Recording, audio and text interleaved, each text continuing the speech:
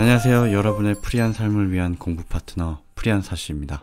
잘 지내고 계시죠? 오늘은 코나아이라는 기업의 사업 구조를 깊이 있게 탐구해 볼 예정입니다. 이 분석을 마친 후 저만의 투자 결론까지 내려보도록 하겠습니다. 그럼 출발하시죠. 코나아이의 성장 여정을 시대별로 살펴보면 이 기업이 어떻게 현재의 위치에 이르렀는지 더욱 명확히 이해할 수 있습니다. 회사의 역사를 살펴보면 1998년 국내 최초의 버스와 지하철을 통합하는 하나로 교통 시스템을 개발하며 디지털 교통 시스템 시대에 문을 열었습니다. 이는 우리가 매일 사용하는 환승 시스템의 시작이었죠. 제가 코나아이를 다시 보게 된 순간이기도 했습니다. 2000년대 초반 코나아이는 전자화폐 시장에 조기 진출하여 시장의 선도자로 자리매김했습니다. 이러한 성과를 바탕으로 2001년에는 코스닥 상장이라는 중요한 이정표를 세웠죠. 2003년부터 2014년까지는 제품 중심의 시대로 코나아이는 국내 최초로 IC칩 운영체제를 개발하며 세계적인 기술력을 인정받았습니다. 2003년에는 글로벌 표준에 부합하는 스마트카드 OS를 자체 개발했으며 2005년에는 IC카드 EMV 인증을 획득했습니다.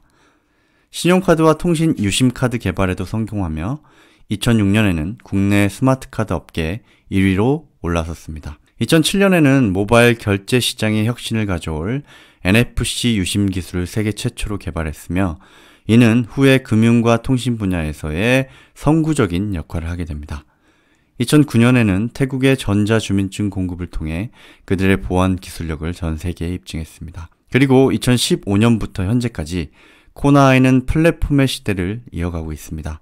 2017년 선불형 코나카드의 출시, 2018년 첫 지역화폐 카드는 이 기간 동안의 대표적인 성과입니다.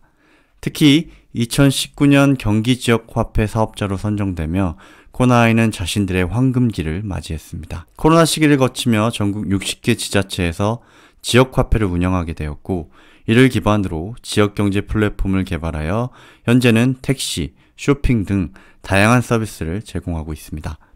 이제 코나아이의 사업 영역을 조금 더 자세하게 살펴보겠습니다.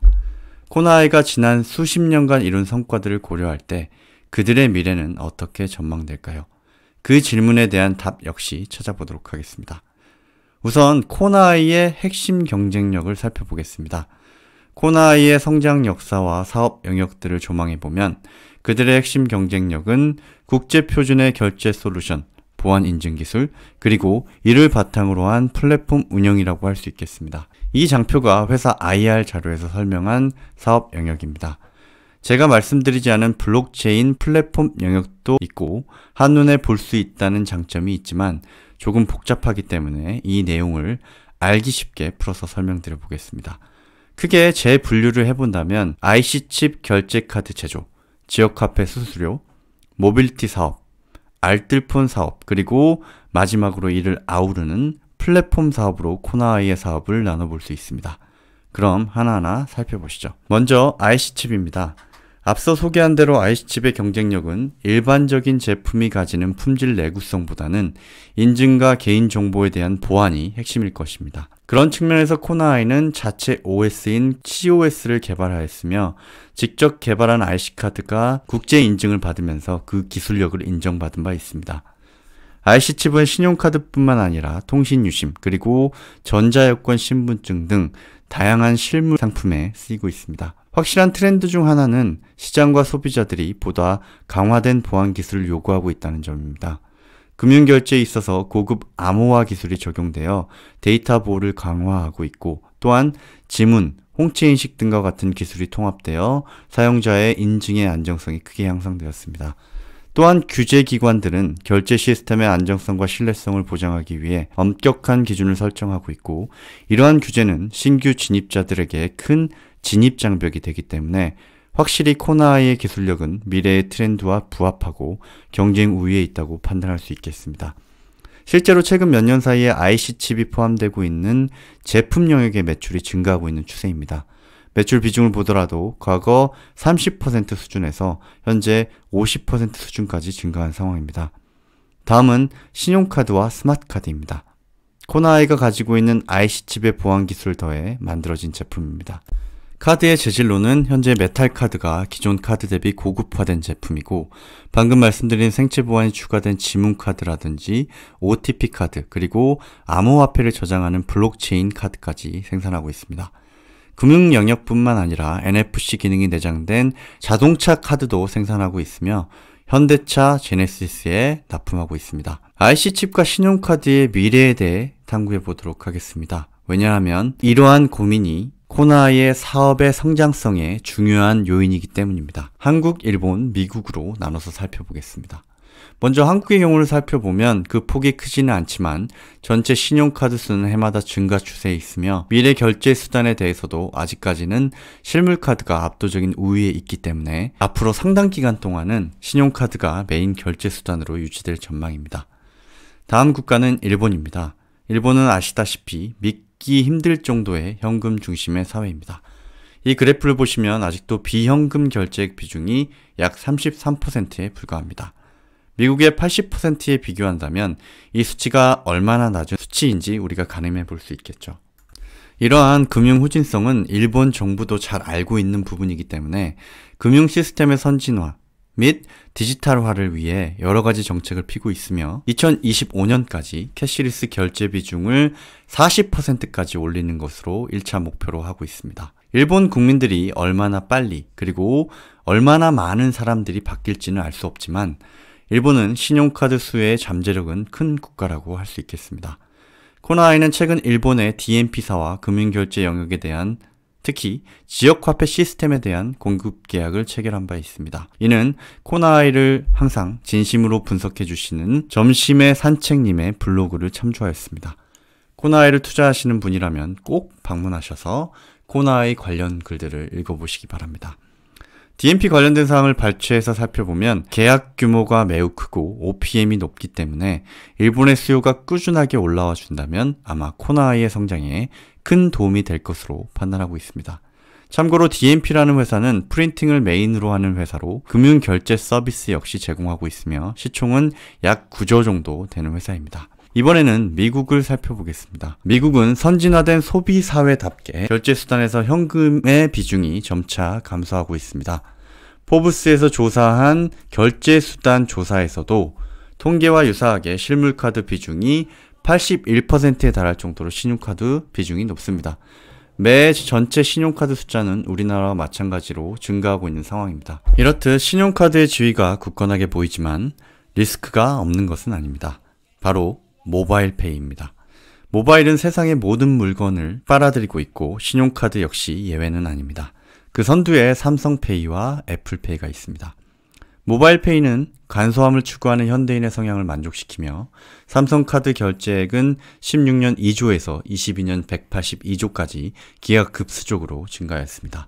물론 현재 시스템은 실물카드를 먼저 발급받아야만 모바일에 등록이 가능합니다. 이에 반하여 애플은 19년도에 모바일 전용 카드를 발급했지만 이마저도 실물 카드를 추가 발급 가능하도록 했고 골드만삭스와 마스터카드의 시스템 운용을 일임하면서 역설적으로 결제의 영역에 직접 진출하는 것이 진입장벽이 높다는 것을 알게 해줬던 사례가 되었습니다. 하지만 제가 애플의 경영자라면 이러한 진입장벽은 카드 회사를 인수함으로써 간단히 해결하려 할 것입니다. 실제로 티타임스 기사에 따르면 22년에 이미 브레이크아웃이라는 이름으로 금융 서비스를 직접 제공하는 프로젝트가 진행 중이며 이 과정에서 영국의 핀테크 회사를 2천억에 인수하기도 했습니다. 블룸버그 기사 역시 애플은 타 금융회사가 아닌 직접 금융 프로세스를 제어하길 원하며 이는 애플에게 더 많은 서비스 수익을 보장해 줄 것이다 라고 밝혔습니다. 이러한 위협에 신용카드 회사들 역시 여러가지 결제 방식 혁신을 통해 신용카드의 위상을 지키기 위해 노력하고 있습니다. 그 중에 가장 최근의 흐름은 컨택트리스 카드의 확대 노력입니다. 컨택트리스는 카드를 삽입하지 않아도 살짝 가까이만 가져가도 NFC를 통해 결제가 되는 방식입니다. 여기 이런 로고가 있다면 탭투페이가 되는 결제처라고 보시면 됩니다. 물론 코나아이 역시 이러한 기술을 가지고 있고 EMV 인증을 받았습니다. 하지만 국내에서는 NFC 단말기가 비싸기 때문에 아직까지 확산이 더딘 상태이며 카드사 역시 제작 비용이 비싸기 때문에 이 기능을 추구한 신용카드 발급에 소극적인 모습입니다. 하지만 애플페이와 컨택트리스 결제는 같은 방식으로 이루어지기 때문에 컨택트리스 사용처의 증가는 애플페이의 편의성을 확대시킬 것이고 소비자들이 카드를 소지하는 불편함을 줄이고자 한다면 탭투페이는 오히려 애플페이의 확산에 가속도를 붙여줄 위험도 존재합니다. 주요 메인 카드사들이 25년까지 이 기능의 탑재를 의무화하기 때문에 향후에는 가맹점의 NFC 단말기 보급이 확대될 것으로 예상됩니다. 여러분의 생각은 어떠신가요? 코나이의 IC칩, 신용카드, 스마트카드 사업은 향후 성장할 수 있을까요? 저는 솔직히 언젠가는 모바일이 모든 결제 수단을 대체할 것이라는 생각이 듭니다. 다만 그 기간이 당장은 아닐 것 같고 조금 시간이 더 걸릴 것으로 예상합니다. 다만 결제 시스템의 운용 그 자체는 진입장벽이 높은 영역이기 때문에 카드사들은 존재하겠지만 그동안 IT 기업들이 신규 시장에 진출할 때 막강한 현금 보유고를 바탕으로 주요 회사들을 M&A 하면서 진입했음을 상기한다면 어쩌면 신용카드 회사들이 당면한 위협은 더 클지도 모르겠습니다. 다음은 지역화폐 수수료 사업입니다. 사실 제가 코나이에 대해 관심을 가지게 된 계기도 이 지역화폐 사업 때문입니다. 코나이는 코나카드 플랫폼을 기반으로 국내 최초 모바일 기반 IC카드형 지역화폐를 출시했습니다. 지역화폐는 지역경제 활성화와 나아가서는 지역인구 유지 확대라는 각 지방자치단체의 목표에 따라 해마다 발행하는 지자체 수는 기하급수적으로 증가하였고 발행금액 역시 코로나 시기의 재정정책과 맞물려 2016년 대비 약 80배 이상 증가하였습니다. 이러한 정책의 변화는 모바일 겸용 선불카드 기술력을 가진 코나이가 고스란히 수혜를 받게 되었고 여기 그래프에서 보시는 것처럼 19년부터 22년까지 수수료 매출이 크게 성장하였습니다. 하지만 22년 윤석열 정부 취임 이후 그 매출액은 감소세에 있는 상황입니다. 이러한 감소세는 지역경제 활성화 차원에서 정부에서 제공하는 예산, 즉 인센티브가 크게 감소했기 때문입니다. 단적으로 인센티브 관련된 정부 예산은 50% 수준으로 감소하였습니다. 현 정부가 지역화폐 활성화 정책에 대해 부정적인 시선을 가지고 있기 때문에 당분간은 현 기조가 유지될 것으로 예상됩니다. 제가 앞서 말씀드린 지역화폐에 대한 관심은 비단 전 정권의 친화적인 정책 때문은 아니었습니다. 제가 지역화폐에 집중했던 이유는 기본소득 보장과 지역 소멸 방지를 위해서 지역화폐가 효과적인 수단이라고 생각했기 때문입니다. 우선 기본소득 관련해서는 일자리가 향후 급속도로 사라질 것으로 예상되기 때문에 언젠가는 경제 시스템의 유지를 위해 기본소득에 대한 논의가 이어질 것이라고 생각했기 때문입니다. 높아심에 말씀드리지만 정치 이야기가 아니고 결국 우리 사회가 어떻게 변화할 것인가에 대한 고민이라고 이해해 주시면 감사하겠습니다. 직업의 소멸은 공장 자동화를 통해 제조업에서 시작되었으며 몇 해 전부터 IC 기술의 발달 그리고 로봇의 확대를 통해 최근에는 서비스업에서의 직업이 급속도로 대체되고 있는 상황입니다. 여기에 최근 AI 기술을 상용화는 이제는 화이트 칼라와 전문직의 자리를 위협하고 있는 상황입니다. 이렇듯 인간의 일자리는 몇 번의 혁명을 통해 없어지는 만큼 늘어나기도 했습니다만 로봇과 AI 산업의 발달은 원천적으로 인간을 대체하는 기술이기 때문에 향후 사라질 기업들이 새로 생겨날 직업보다 훨씬 많을 것이라고 예상합니다. 샘 알트만과 일론 머스크 역시 기본소득의 도입이 필연적이라고 언급한 바 있습니다. 이러한 기본소득에 대한 찬반 논란은 아직은 정치적인 영역에 머물러 있지만 언젠가는 경제 시스템의 지속 가능성 유지를 위해 그 필요성에 대해 초당적인 논의가 필요해질 시점이 찾아올 것입니다. 실제로 영국을 비롯한 많은 국가들이 기본소득에 대한 연구를 시작하고 있습니다. 지역소멸 관련해서는 지방자치단체 입장에서는 주민들을 머무르게 할 인센티브를 제공해야 할 것이고 단연 그 인센티브는 질 높은 일자리가 되겠지만 차선적으로 지역경제 활성화와 재정지원을 동시에 달성하기 위해 적극적으로 지역화폐를 발행하게 될 것이라고 예상합니다. 이렇게 어쩌면 장황하게 제가 왜 지역화폐에 집중하게 되었는지 설명을 드렸는데요. 어쩌면 이러한 일들은 향후 5년 아니면 10년 후에 벌어질 일인지도 모르겠습니다. 당장 코나이의 중요한 것은 지역화폐 발행을 통한 수수료 수익이 늘어날 것인가 하는 부분입니다. 현 정부의 기조가 유지된다면 수수료 수입은 아마 더 늘어나기 힘들 것입니다. 오히려 전 정권의 수혜 산업으로 지목되어 정치 테마주로 인식되는 점은 오히려 코나이의 주가에 부정적인 영향으로 작용할 것입니다. 오늘은 코나아이의 사업 중 신용카드와 IC칩 그리고 지역 화폐에 대해 알아보았습니다. 다음 시간에는 모빌리티 사업과 알뜰폰 그리고 이 모든 것을 아우르는 플랫폼 사업에 대해 알아보도록 하겠습니다. 제 영상이 도움이 되셨다면 좋아요와 구독을 부탁드리겠습니다. 그럼 저는 다음 시간에 다시 찾아뵙도록 하겠습니다. 감사합니다.